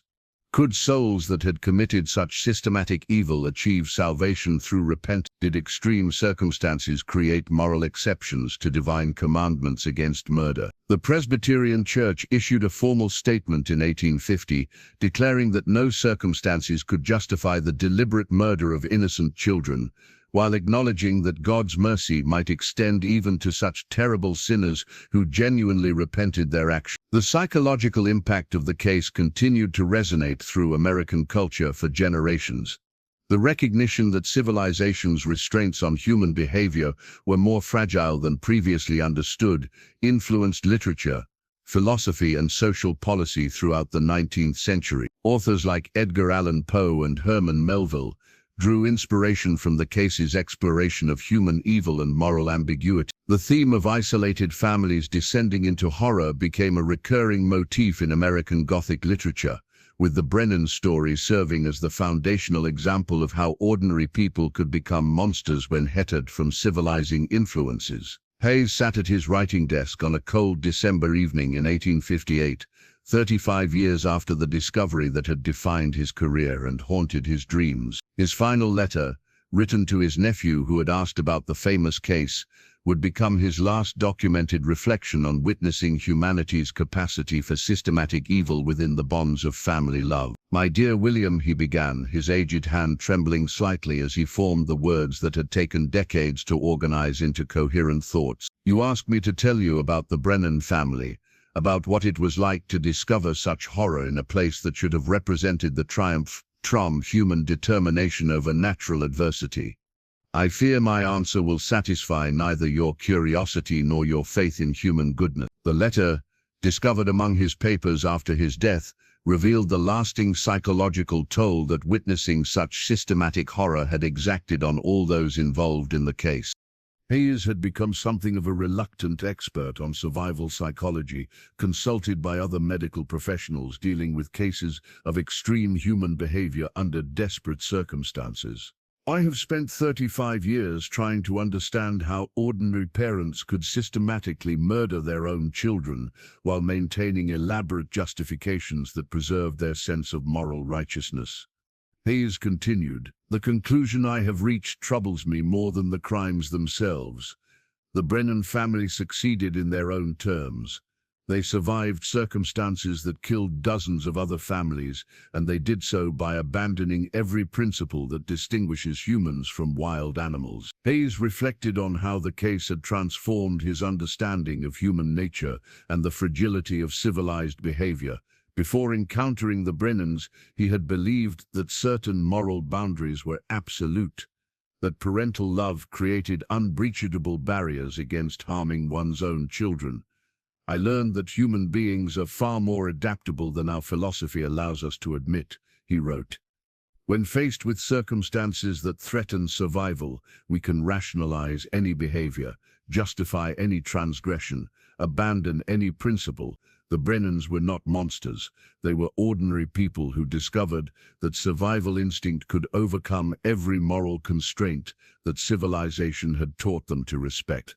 The personal transformation Hayes had undergone reflected a broader change in American understanding of human psychology and moral philosophy. The recognition that circumstances could drive ordinary people to extraordinary evil challenged fundamental assumptions about free will, moral responsibility, and the nature of human character. The most disturbing aspect of the case was not the family's descent into cannibalism, but their success in maintaining psychological stability while committing systematic murder. Hayes continued, "They created a functional belief system that allowed them to process horrific acts as expressions of love, rather than evil.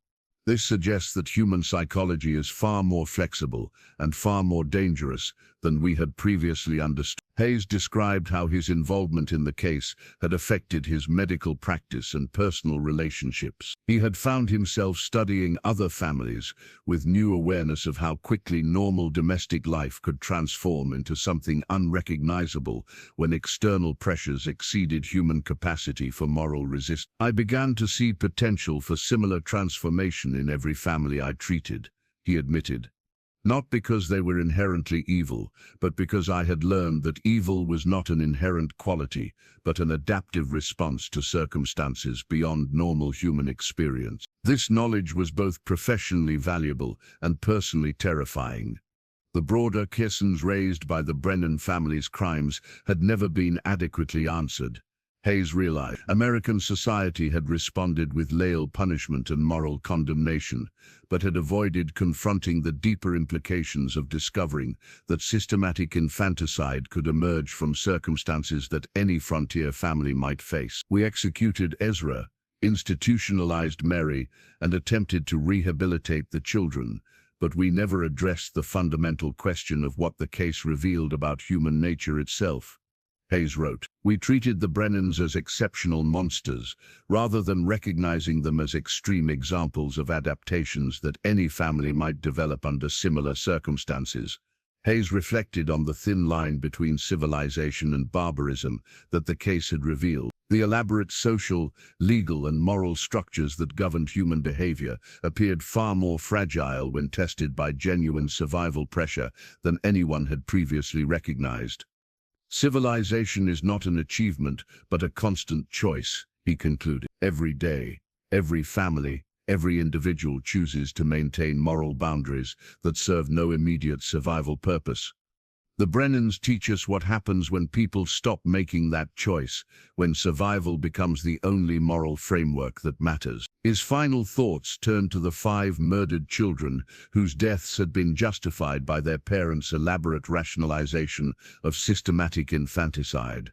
Their memory, Hayes realized, served as a reminder that some prices for survival were too high for civilized society to accept. Perhaps the most important lesson of the Brennan case is that survival is not the highest human value, Hayes wrote. The preservation of life at any cost, including the systematic murder of innocent children, represents a form of success that civilized society must reject, even when we understand the circumstances that created it. The letter concluded with Hayes's recognition that the case would continue to challenge human understanding long after all direct witnesses had died. The questions it raised about human nature, moral responsibility, and the limits of acceptable behavior under extreme circumstances would remain relevant as long as humans faced choices between survival and principle. The Brennan family will be remembered not for their survival, but for the price they paid for it, Hayes concluded.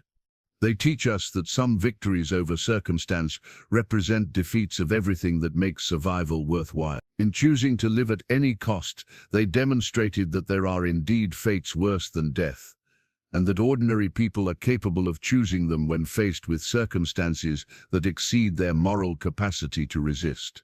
Dr. Hayes died 3 weeks after completing the letter, having finally found words to express what 35 years of reflection had taught him about the darkest capabilities of human nature. When tested by circumstances that stripped away every protection civilization provided against the animal instincts that lurk beneath human love.